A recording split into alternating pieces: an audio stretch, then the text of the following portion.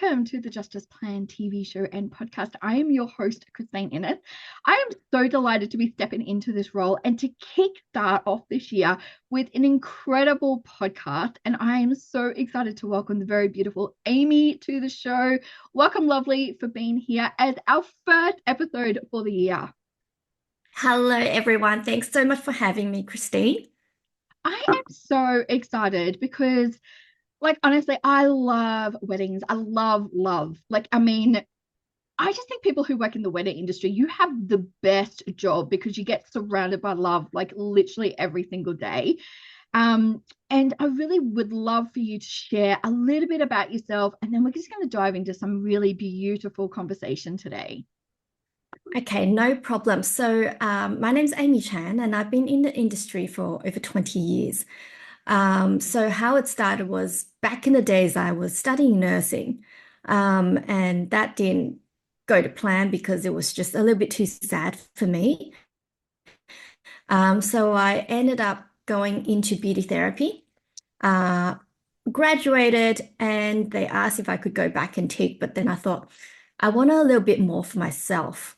So I studied paramedical beauty on the side, but also I was working full time, not in nursing, obviously.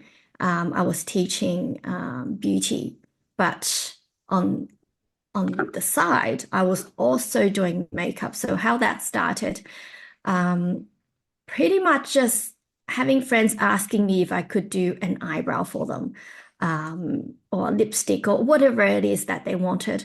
And I guess it just snowballed from there. And how I really got into the wedding industry in particular was a friend. He asked if I could fill in for him because his makeup artist pulled out last minute for a photo shoot. So I said, okay, well, no problem, but they're your photos. So if you trust me, no problem. Went and did that. And then about a month later, it was published in one of the biggest magazines back then. And I guess, that's when other magazines and editors, they started asking me if I would be interested in working for the photo shoots. And obviously most of them were your beauty, your fashion, and as a lot of people know, they have an empire of magazines, so they've got all different ones, and some of them were the bridal ones. So that's how I actually got into it. I had no idea, didn't plan it, but it just went insane, which was a blessing. So here I am. I love it. I love it. You've obviously seen a lot of trends over the years. Yes. What has there been one or maybe two trends that has sort of stand the test of time that has carried through? In my opinion, I wouldn't actually call it a trend, because I would probably say something that's classic and timeless. And I think it's pretty much just, for example, in makeup, for example, it would be just enhancing what you've got, rather than, okay, well, I'm going to use this lipstick because everyone's using it, it's gone viral. But 5 years later, the chances are no one will like it. So I actually did a wedding on the weekend. One of the brides, she is a second marriage, and 13 years ago, so she booked another girl for her wedding, and obviously second time round, she was telling me, she goes, it was popular back then with that trend, but she actually regretted booking that person because it was too on trend at the time, and it's just not very classic and timeless. So she said, in hindsight, she would have booked me, but now that her second chance. So she booked me, and she was very, very happy. So I think it's always, your really classic styles, and pretty much just enhancing you instead of making you looking like someone else. Yeah. Yeah, absolutely. Because I do see it quite a lot, like obviously running multiple magazines, and people are going, well, what do I do? And because some people have never had a photo shoot before, or maybe brides, like that might be their first time really having some professional photos done. And you want to be able to look back and actually see yourself in it. And I think that's the like the best thing that you can give anybody is like everybody's beautiful. Let's actually just enhance that. And a lot of us don't actually know what, somebody recognized. Like it might be your eyes, it might be, your eyebrows or your lips, like all that sort of stuff. And you can enhance that. Do you think that brides are now starting to realize that these are like a lifetime sort of, I call it like a legacy piece, their wedding photos, because they want to look back at them and start sharing it? Because back in the day, we only had photos. Now it's all digital. So you can share it and it's always up on the internet then for everyone to see. You can't just destroy a photo. I agree. Sorry. I think especially nowadays in, in this era where there's, like you said, there's content that's always online. You can't actually delete it because someone would have saved it somewhere. So you do want to make sure you are creating a look that you're actually happy with. And generally, what you're happy with is just a really beautiful version of yourself. So I've had clients who told me, when they look back at their parents' wedding photos, they would question, "Oh, Dad, who's that person next to you?" Because she's so unrecognizable based on, the trends back then, or the fashion or whatever it was. But Dad's always Dad because he just looks like him. So I find my best advice would be just choosing something that you know that you'll be comfortable with. And how we do it for our particular company is we make sure that we get to know you as well as you know the inspo photos that you sent through because it the inspo photos that they help, but knowing your personality would help me create what would be suitable and what you're comfortable with. Because there's no point of giving you something that's really loud if you're an introvert and vice versa. So we always make sure that we read the person, understand them, get to know them a lot better rather than just sit there and just put some makeup on and see you later. Mm, it's interesting. I was about to ask you, how important is it? Because I see so many brides post going, oh my God, I'm looking for this person. My wedding's in 2 months. Like I really feel like this is one of your biggest special days. Like you should be working with artists like to help create your wedding that really get you and your vision as well. Because in a way, they're like an extension of you, and you want those people like they really get that vision. They get you, your personality, and really help enhance that on your really special day. I agree. I absolutely agree. So, how we usually help our brides, for example, is, we tell them, okay, well, for example, you've got really big, pretty eyes. We should enhance them. And maybe they've got a pigmentation or they've got a little pimple here and there. We always tell them, don't worry about it. We can cover that up. That's not a problem. Let's find out what you think is beautiful on yourself first. We enhance that, and then we can tweak bits and pieces to make sure that first things first, you look like yourself, you recognize yourself. And secondly, it needs to photograph beautifully because what you see in photos compared to what you see in person is completely different. Because once you get through, once you see yourself through the lens, everything washes off a lot more than what you see in person. So we do want to make sure that we help them understand, and that's why I have learned photography so then I can actually show them, hey, this is what you look like in person. This is what you look like on a camera, and this is what you look like on a phone. Mm. How important is it for brides to have trial makeup? Like, is that something that you highly recommend, or do you think just come on the day and let's just do your makeup? In my opinion, this might come across as a bit of a control freak, but I think, you spend so much time and effort, and for a lot of people, this is something that they've looked forward to for such a long time. Yeah, So if it's something that's within your control, why not have a trial run? So yeah, instead of thinking, okay, well, I've got this vision in my head. So, and it's very similar to this inspo photo. So I'll just show her and then I'll look like that on the wedding day. But chances are it's not going to be the same. Um, what they show us, the model would have a completely different eye shape, completely different face structure, nose, everything, complexion.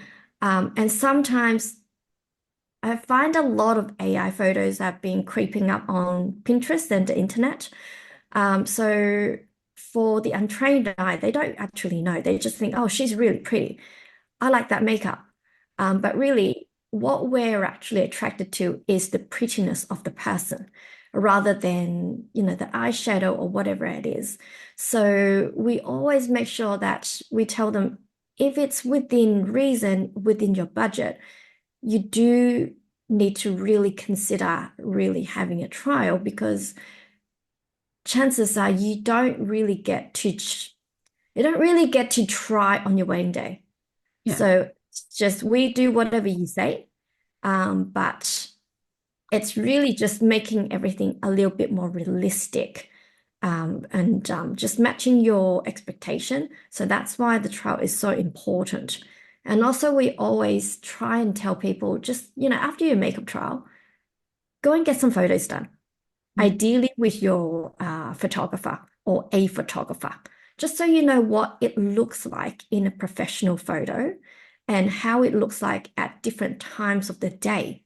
So afterwards, one week when you get your photos back or even that night, you can give us feedback on, oh, well, my hair didn't really hold because it was really windy or it ended up raining.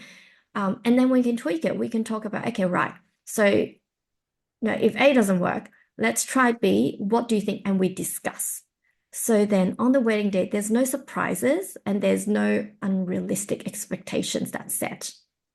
I love that. I think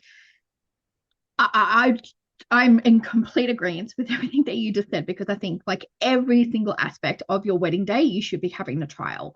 It's Yeah. from teaching that if you've got young ones, how to walk down the aisle, where they've got to go. It's almost like a muscle memory. Then it's like the more you do it, the easier then it actually becomes with it. When you're talking like obviously they've had the trial, it's now their wedding day, they've had their makeup, a lot of brides forget about like touch up kits, you know, Correct. and they're like going, oh, like so what are some of the things that they should have on hand to make sure that their makeup is lasting? Like obviously there'll be lipstick, but what are some of the other things that they can do to really make sure that their makeup is sort of like that flawless look throughout the whole wedding? Because it's a long day and a lot of people forget that you're probably getting ready maybe at like 8, 9 o'clock in the morning, and then you're not leaving until say 10 o'clock, 11 o'clock at night, or maybe later. So, that's a long time for your makeup to last. So you want to have some touch up. So, yes, touch-up kit is really important, but also we send out so over the years I've collected, tips and tricks, and I've actually compiled it into a little password protector link. So that's all for my clients. So that includes, how to prepare your skin before the wedding day. So, and if something happens, what do you do? So then you've actually got all that under your belt. So comes the wedding day, your skin will be in a much better position compared to your trial or when you first booked your wedding. So anything, I always tell people if you think um, your skin is not very good at the moment, any improvement, even if you get 20% improvement, it's 20% you never had. So having that extra 20% will make sure everything will stay better. A big thing is I find a lot of people do have quite flaky skin. And so they don't actually know how to fix it. So a touch-up kit is really important. But I think it's more important that you look after the skin beforehand. And going back to your question, so on the wedding day, yes, so definitely lipstick. We always make sure that they have a hydrating spray. So obviously a different spray for different skin condition. But one thing we always recommend is don't apply moisturizer or sunscreen on top of it throughout the day. It has happened to mothers because they're not fully aware that they're not supposed to do that because that's what they've always done in the past 20, 30, 50 years. So that's a little bit tricky, but we always remind them, please don't touch your face. We have set it, etc. So yeah, so setting spray and also a little bit of concealer. Um, so that's really, really important. So for example, for us, we make sure that they have a little touch-up kit. So some people they've got their own, so that's no problem. So if they do have their own, we always make sure that they tell us what they've got inside first before the wedding day. So if there's anything that we're like, oh, it's really not gonna be a really good idea if you use this on your wedding day, then we'll give them an alternative. So then at least they're really prepared. Yeah, amazing. When it comes to obviously booking, for your wedding, how far out should a bride be booking in for a makeup artist? Okay, so ideally, in the ideal world, I would probably say as soon as you've set your, you've booked in your venue, that's when you're booking a makeup artist. Yeah, How far out, I guess, it depends on, you know, when they've found a chance to book a venue. But ideally, I would probably say 12 months if they do have that time. We're getting bookings 24 months in advance. So they're the really, really organized ones. And I guess, with the power of the internet, people can just search and, chat GPT who's the best in my area or whatever keyword that they use. And, girls would always be girls. Um, if the wedding's amazing, but we don't look our best, we're not going to like it. And chances are you won't look back at your photos. And that is, yeah, it's a shame if you actually do that. yeah, So I always tell people, I mean, it's a little bit biased coming from me, but I always say, as soon as you book in your venue, book in your important things. So your makeup artist, photography, and celebrant, because you yeah, actually can't get married if you don't have a celebrant. exactly. Yeah, yeah, Yeah, yeah. So 12 months plus, if yeah, possible. Yeah. yeah. No, I agree.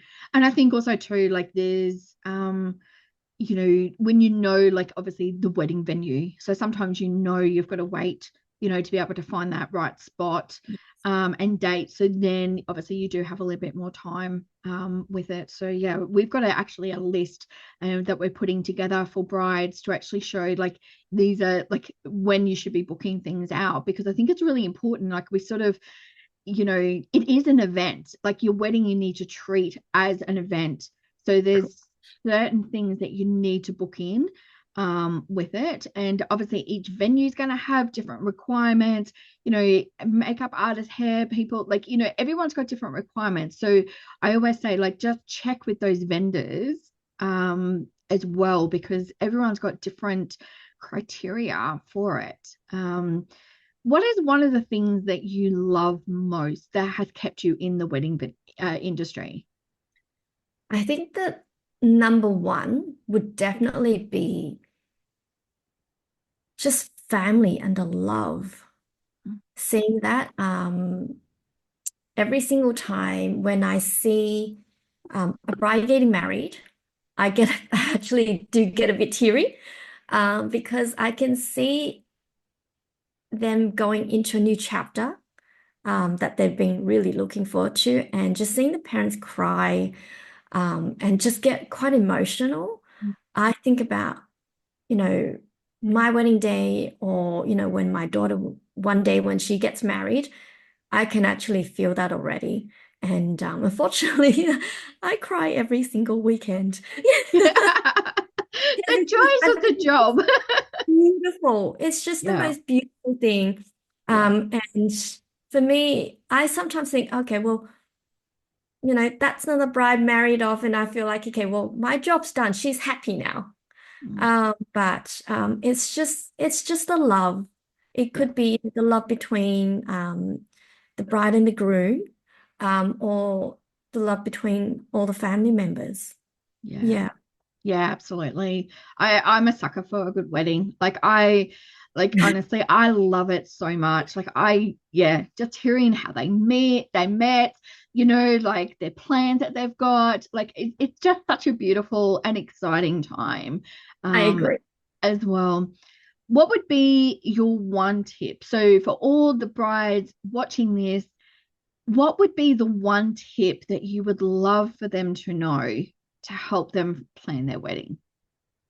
I would probably say, yes, I mean, nowadays there's AI that can help you budget and plan and everything. But when it comes to choosing your vendors, make sure you go with your gut. So what I mean is, for example, I was actually talking to a bride late last night at 11 p.m. and I was telling her, yes, I mean, I understand everyone has a budget. Money doesn't grow on trees. But for example, if you've got a budget of, I don't know, I'm just going to make up these numbers now. Say $50,000. Um, you know, I would recommend people to put their money aside um, for photography, for makeup, and your dress. The dress within reason, right? But because these three things are your non-negotiables.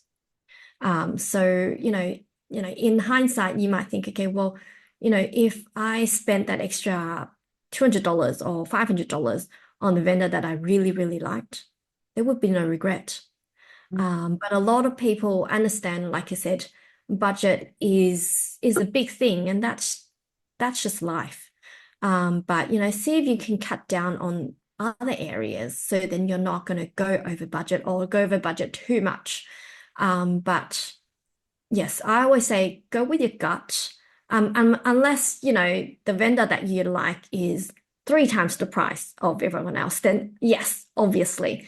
But I guess, just go with your first choice if you can, because you can't actually do it again. So once the wedding's gone, you can't actually say, oh, I would like that again. Let's do that part again. It doesn't happen. Yeah. So I have had brides who have unfortunately had the worst weather on the wedding day. And then, they've just got to redo the photos.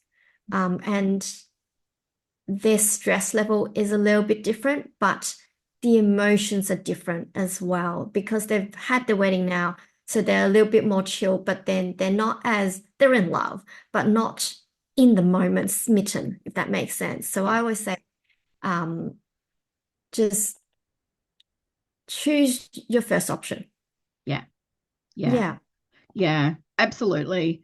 And honestly, I think that the vendor needs to fit in with your vision as well. I think it's really important. And your style and personality. There's no point getting a vendor that is very traditional if you're going to non-traditional wedding. Like it's just not going to exactly. work. Like you will Yeah, feel it.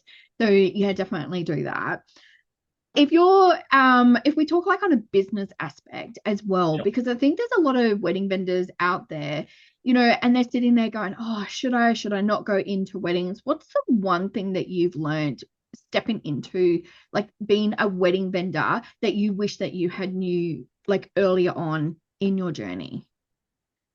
I think one thing that wish I knew earlier would be mm,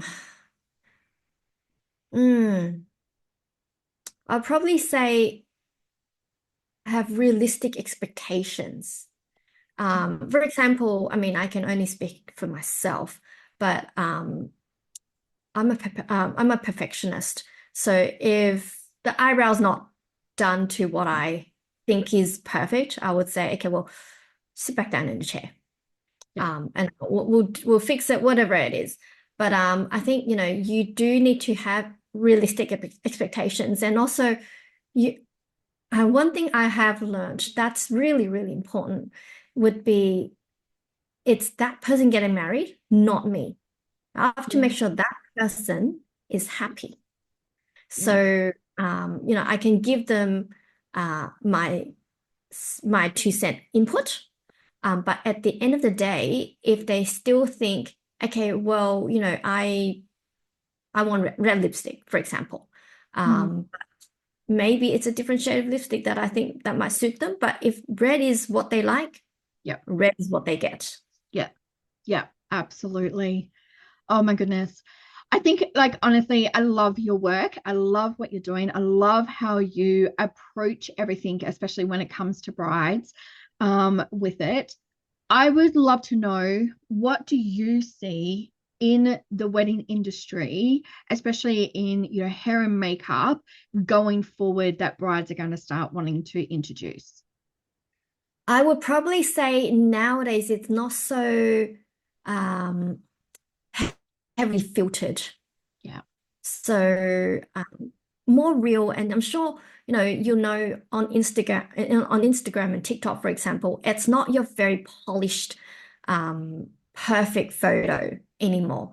Mm. It's I guess it's celebrating what's real and what's Yes. authentic. Yeah. So you there's no such thing as the perfect beauty, in my opinion.